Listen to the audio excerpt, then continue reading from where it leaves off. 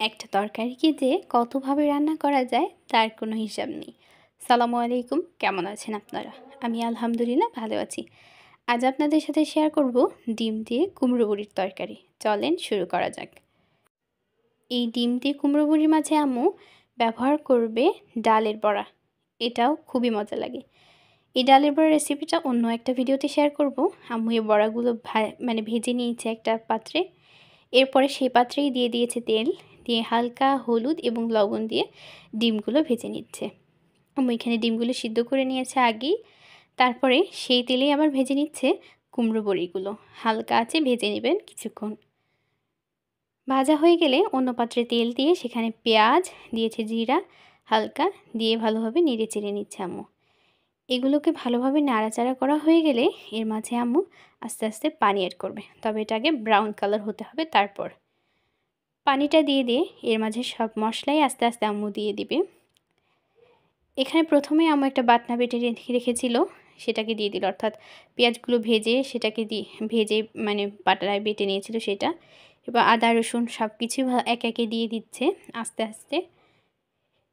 এগুলো দেওয়া হয়ে গেলে আম্মু এর মাঝে এখন অ্যাড করবে হলুদের গুঁড়া, লঙ্কা গুঁড়া, লবণ পরিমাণ মতো, অর্থাৎ কষাতে যেগুলো মশলা প্রয়োজন হয় সব কিছুই।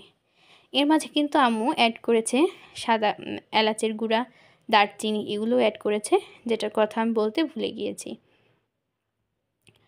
সব কিছু দেওয়া হয়ে গেলে ভালোভাবে এটাকে আম্মু আস্তে আস্তে কষিয়ে নেবে।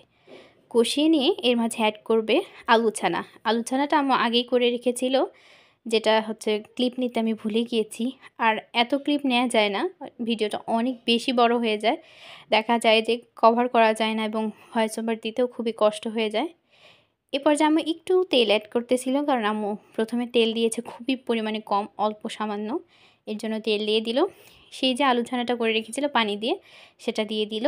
এর আলু ছানার মাঝে কিন্তু আম্মু লবণ বা অন্য কোনো কিছু অ্যাড করেনি, শুধু পানি দিয়েছে হালকা। এটাকে নেড়ে চেড়ে আম্মু এটাকে ঢাকনা দিয়ে ঢেকে রেখে দেবে কিছুক্ষণের জন্য এবং এটাকে কষতে দেবে। কিছুক্ষণ পর আবারও ঢাকনা তুলে দেখছিলাম যে এটা কি হয়ে এসেছে নাকি।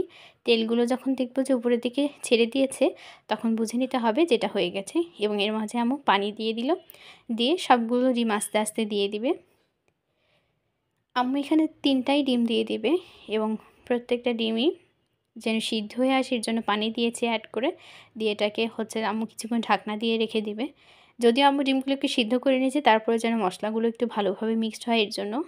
তারপর যখন বলক উঠে আসবে তখন কুমড়ো বড়িগুলো দিয়ে আবার ঢাকনা দিয়ে ঢেকে দিবে এবং ঢাকনা তুলে আর কিছুক্ষণ পর দিয়ে দিবে সেই বড়াগুলো। সব কিছু দিয়ে জাল করে হালকা জিরা গুঁড়া ব্যবহার করলেই হয়ে যাবে। আমার এই ভিডিওটা যদি আপনাদের ভালো লেগে থাকে, লাইক কমেন্ট শেয়ার করে পাশে থাকবেন। দেখা হবে অন্য কোনো একটা ভিডিওতে। সেই পর্যন্ত সবাই ভালো থাকবেন, আমার জন্য দোয়া করবেন। আল্লাহ হাফেজ সবাইকে।